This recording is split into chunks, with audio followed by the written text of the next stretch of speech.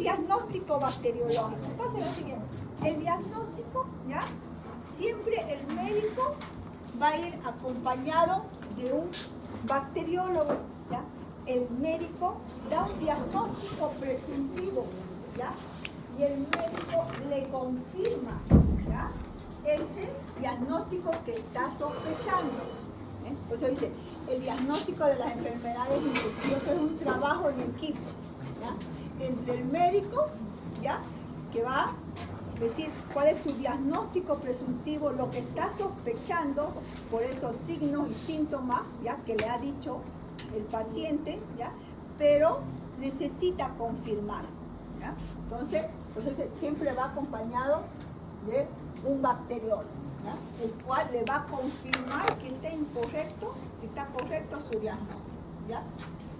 Debe indicar cómo tomar la muestra. Es muy importante, lo hemos visto en la anterior semana, ¿ya? La toma de muestra. La toma de muestra tiene que ser de calidad. ¿Ya? Hemos visto la anterior semana, ¿a qué me refiero de calidad? Un ejemplo, ¿ya? Una vaciloscopía, ¿ya? De calidad que tiene que venir del árbol bronquial, flema, ¿ya? Si me traen saliva, no. Es un falso positivo. Porque es una muestra que no es de calidad, ¿ya? Y lo que estamos buscando es al bacilo de Koch, ¿ya? Entonces el médico debe indicar que cómo debe tomar la muestra. ¿Para qué? Para que salga un buen resultado. Y cómo transportar la muestra clínica, ¿ya? Ya saben que la orina, por ejemplo, le doy la orina, ¿ya? Es un medio rico, ¿ya? Para que puedan crecer las bacterias. Entonces, pues dice que cuando uno tiene ganas de orinar, hay que ir inmediatamente al baño, ¿ya? A orinar. ¿Por qué? Porque si dejamos esa escasa o regular cantidad de bacterias en nuestra vejiga, ¿qué va a hacer esa bacteria? Va a comerse todos los nutrientes, ¿ya? Que existen en la orina y van a comenzar a multiplicarse. Pues el transporte de la muestra es importante. Si es una muestra de orina, ¿ya? Inmediatamente tenemos que llevarla, ¿ya? Sobre todo a la bacteriología, ¿ya? No esperar que entonces nos vamos a ir a pasear o a hacer otras cosas que tenemos que hacer, y lo que va a hacer es que van a crecer las bacterias. Al crecer las bacterias vamos a dar, ¿qué se va a dar? Un falso positivo, ¿ya? ¿Y qué va a hacer el médico? Darle tratamiento, antibióticos, y lo menos que tenemos que tomar nosotros son antibióticos, ¿ya? Eso, no tenemos que tomar antibióticos, ¿ya? Por eso dice, había un médico que decía que era, él está haciendo la especialidad preventivo, y eso debemos hacer, debemos de prevenir de enfermarnos, ¿ya? Siguiente. ¿Qué es el diagnóstico bacteriológico? El diagnóstico bacteriológico son procedimientos técnicos. ¿Para qué? Para llegar a la gente responsable, ¿ya? Que está produciendo esa infección. ¿Ya? Entonces va a ser un procedimiento que se va a hacer, ¿ya? Los métodos de diagnóstico bacteriológico pueden ser directos e indirectos. ¿A qué nos refieren los métodos directos? Si yo les pregunto, ¿ya? Es donde se va primero la elección de la muestra, el transporte y el procesamiento. ¿En qué va a incluir el procesamiento? Una vez que se hace el procesamiento, va a incluir la identificación y el tratamiento. Vean que en el método bacteriológico directo aplicamos todo lo que es un cultivo bacteriológico, ¿ya? Entonces, la elección de la muestra, el transporte y el procesamiento. Si le pregunto yo en el diagnóstico bacteriológico directo, ¿qué incluye solamente el proceso o procedimiento?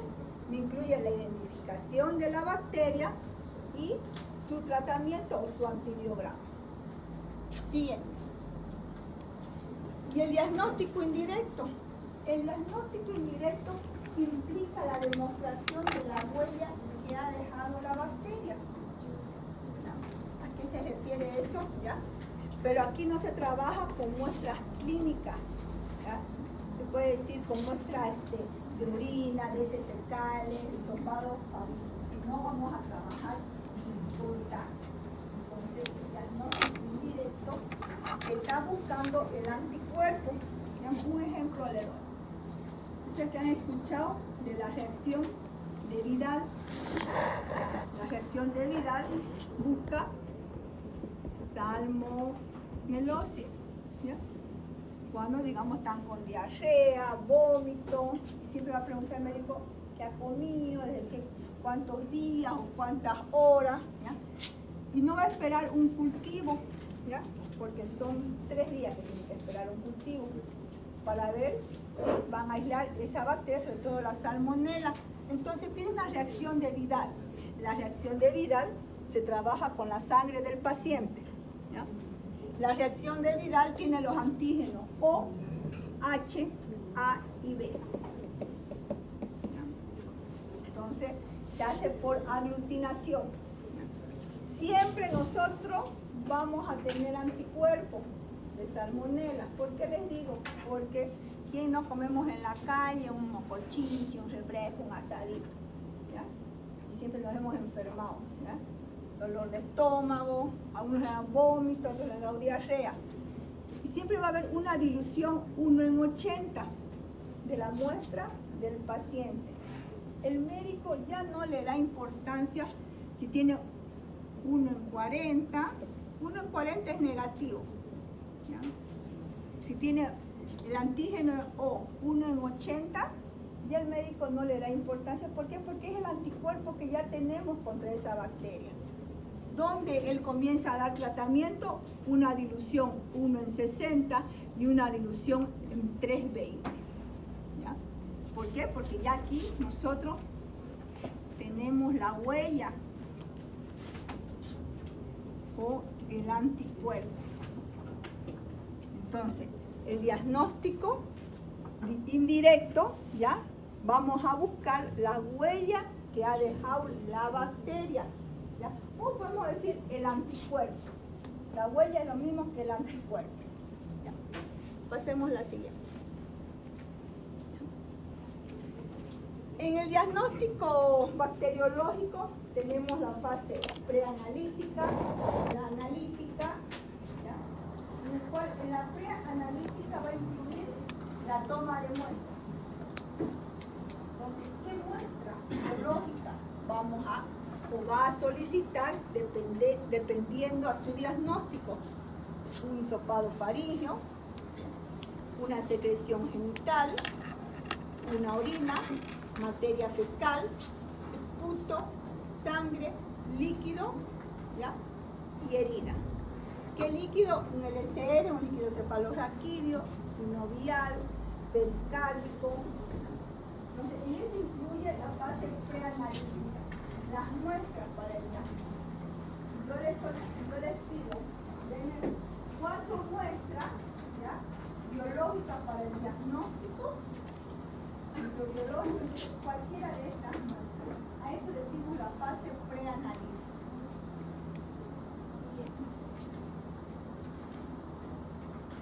La fase analítica, una vez que ya tenemos nuestras muestras, ¿ya?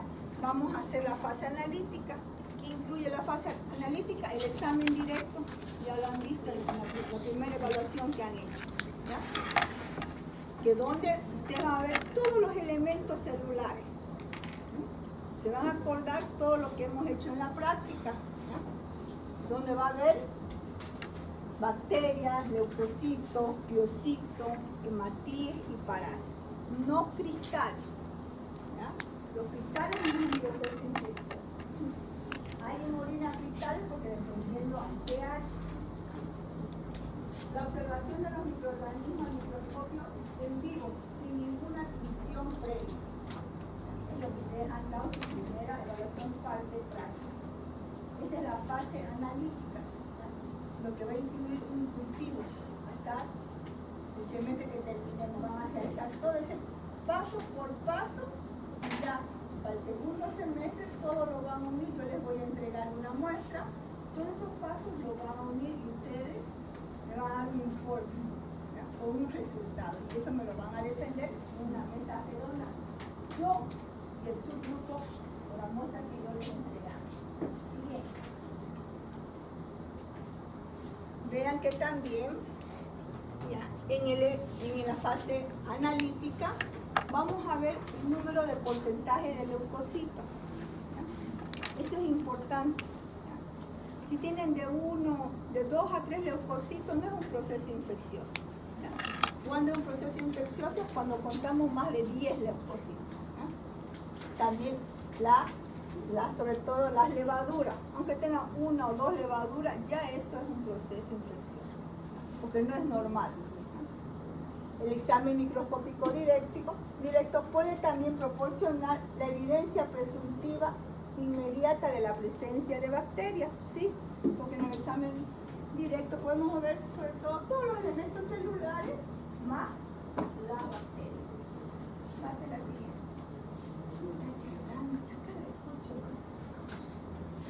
¿Pasa con el doctor Julio usted?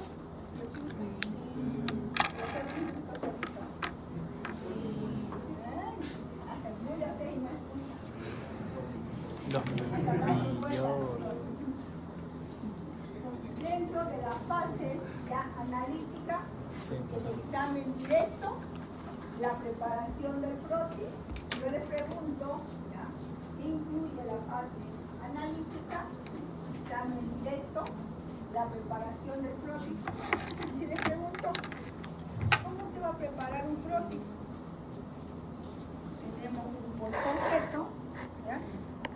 Entonces vamos a centrifugar la muestra, vamos a trabajar con el sedimento, pero en este caso vamos a usar una ansa calibrada.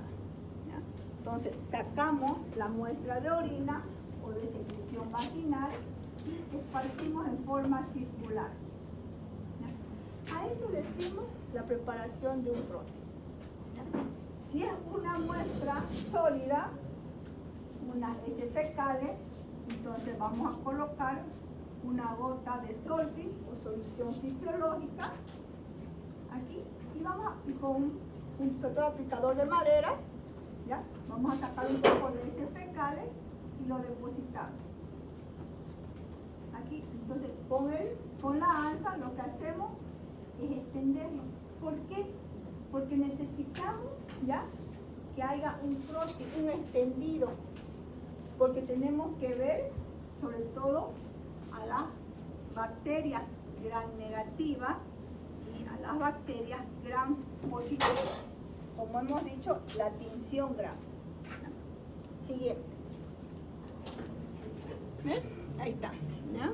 Si es pastosa la muestra, unas heces fecales. Cuando se dice pastosa, cuando las heces tienen forma. ¿Ya? Entonces se hace una suspensión de una gota de solución salina previamente colocada sobre el portaobjeto y se hace el extendido. ¿Ya? Siguiente. Si yo les pregunto en el examen cómo realiza su extendido con sus propias palabras, de esta manera va a hacer un extendido. Un portaobjeto, sacamos con la ansa, es líquida la muestra, sacamos con la ansa y hacemos el extendido en forma circular. Si es sólida, colocamos solución fisiológica, colocamos las heces fecales y con la misma ansa de hila lo extendemos. A eso llamamos un frotis. Una vez que ya tenemos el frotis, tenemos que aplicar la tinción gram. Pero antes de aplicar la tinción gram, tienen que fijar 3 veces allá. ¿Cuál es la función de fijar? Para que no se salga toda la muestra y podamos observar las bacterias que tienen en esa muestra. La siguiente. Y ahí está. Aplicamos. Tenemos 2 tipos de tinción importantes, ¿ya?, en bacteriología. Tinción gram y tinción Siemens. Si yo les pregunto cuáles son las tinciones que se utilizan en bacteriología, tinción gram y tinción Siemens. Tinción gram es para ver todo lo que son bacilos de Koch. ¿Ya? Y la tinción gram van a ver toda la morfología de las bacterias. Si son bacilos, si son poco, si son positivos, si son de color violeta,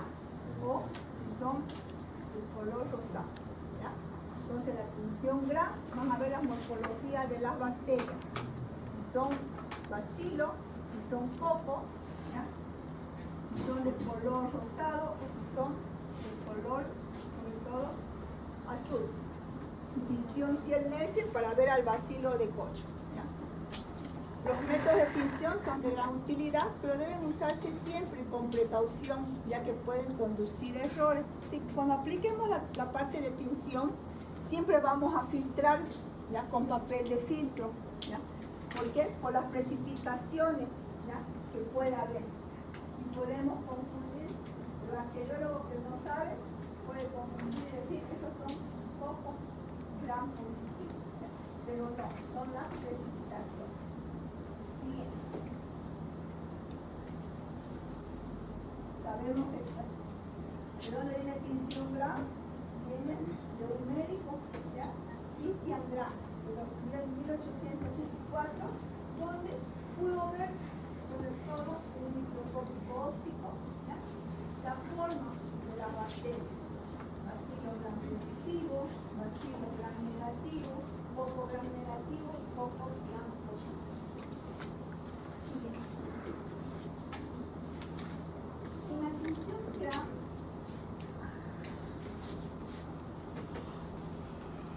¿cómo se van a teñir estas bacterias cuando ustedes apliquen la tinción gram? Se debe a su pared celular. A la pared celular que tiene la bacteria. Si es un coco gram positivo, va a tener una gruesa capa de péptido glucano. Van a escuchar mureína también. ¿Ya? También se le dice mureína. Y si son bacilo gram negativo, va a tener una delgada capa de péptido glucano. Pero es más complicada, ¿ya? Dentro de los bacilos gram negativos están todas, como se dice, toda la familia Enterobacteriaceae. ¿Quiénes serían? Serían la E. coli, serían la Klebsiella pneumoniae, la Klebsiella psistoca, después tenemos el Enterobacter aerógene, el Enterobacter cloacae, también vamos a tener los proteos mirabilis y los proteos vulgares. Estas bacterias tienen una pared celular, ¿ya? Sobre todo delgada de péptido glucano, y es lo que le da resistencia, ¿ya? Le da esta bacteria, sobre todo, hay más resistencia a los antibióticos. ¿Sí? ¿Qué es al lado de E. coli? Klebsiella pneumoniae. ¿Ah?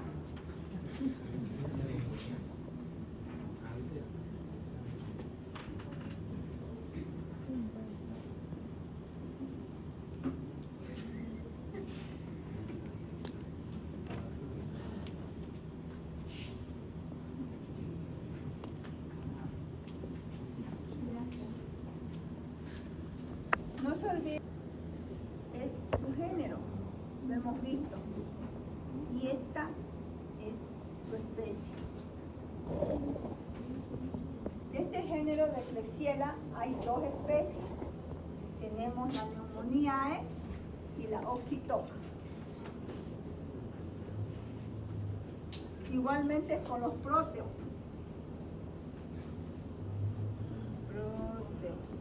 Tenemos dos especies. Proteo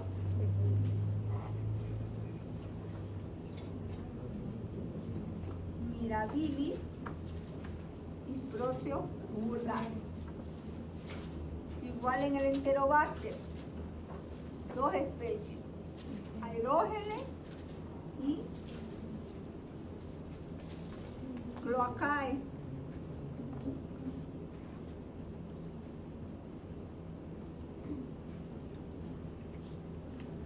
Si yo les pregunto en el examen, ¿ya?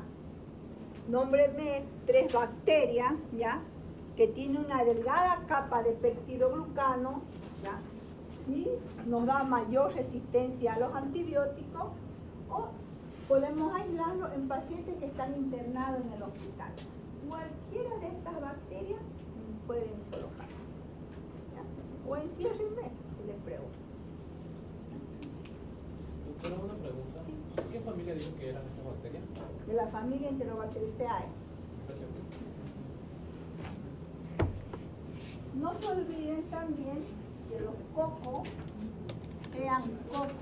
sean bacilos, pero si son positivos, ¿ya? Tiene una gruesa capa de peptidoglucano, todos los positivos, ¿ya? Y una delgada capa de peptidoglucano, todos los negativos. Pasen la siguiente. Veamos. Las bacterias gram positivas, como ya les había dicho, gruesa capa de peptidoglucano, va a ser el primer colorante.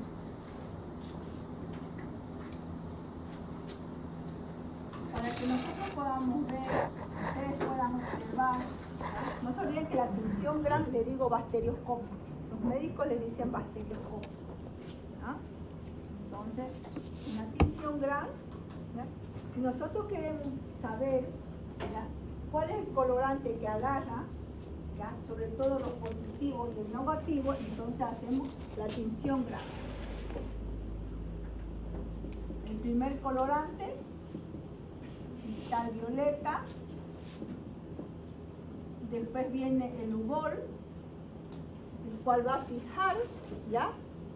¿Sí? Tiene una gruesa capa de peptidoglucano, lo va a fijar más el cristal violeta. Después viene un decolorante, el alcohol, acetona,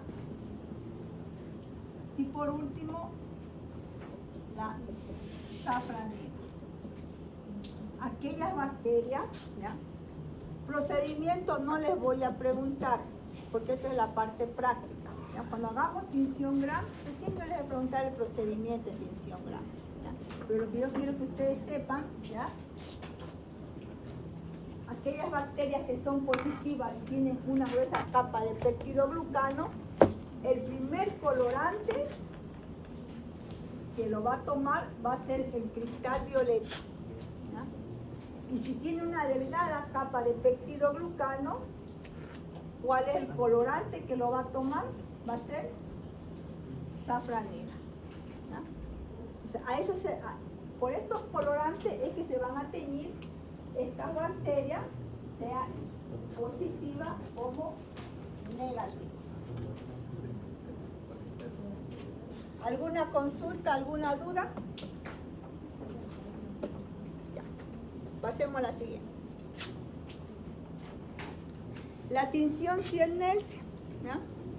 Sabemos que la tinción Ciel-Nielsen va a teñir a todos los bacilos de Koch, que son a causa de una tuberculosis, ¿no?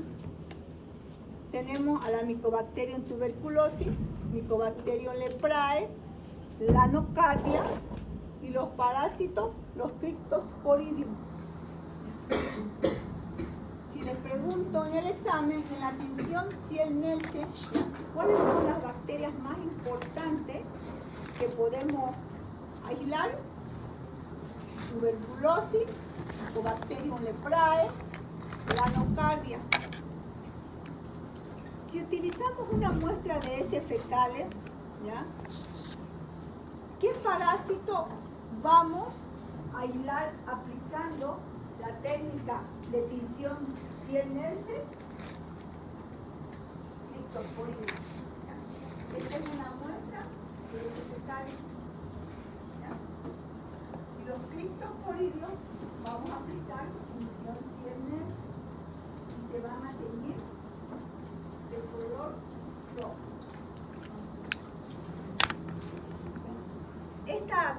práctica de tinción 100 en ese fecales, todos estos 25 años, ¿ya?, que voy de vida profesional, solamente un médico me pidió en el hospital y un toxicólogo, ¿ya?, para que conocía muy bien lo que es la microbiología. Y eso espero que ustedes hagan por lo menos hagan la especialidad o la maestría, ¿ya?, de microbiología. Cuando tenemos pocos, han escuchado que hay pocos infectólogos y son los mejores pagados los infectólogos.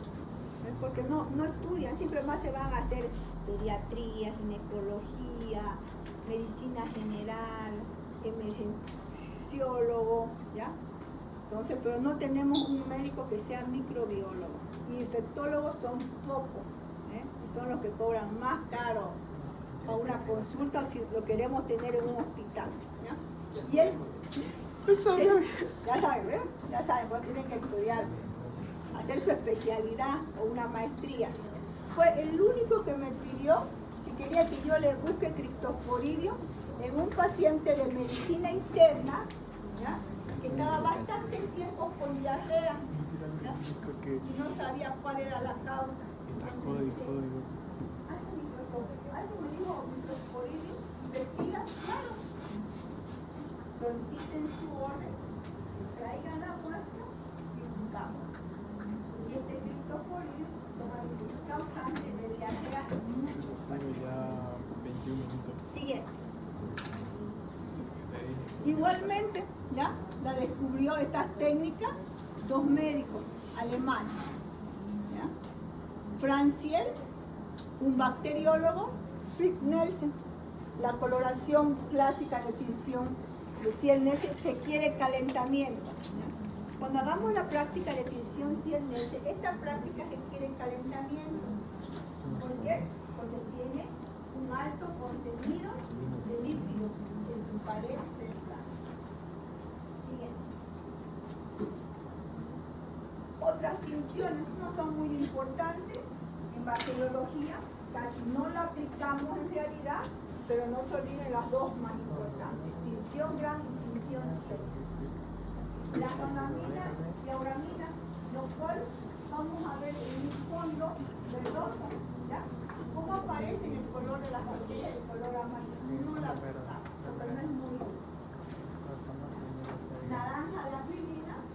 El color de la fluoresceína puede variar dependiendo del pH y de la concentración. ¿Ya? Si es fluorescente verde, si el microorganismo está vivo, ¿ya?, y roja si está muerto. Ustedes solamente apréndanse cuáles serían otras tinciones que se pueden aplicar en bacteriología, pero no la aplicamos. Y la última, que sería esta de hongo, que es la calcofruta. Esta es la calcofruta, la cual vamos a poder verla, pero suficiente con el saburón podemos ver sobre todo eso. Sí, gracias.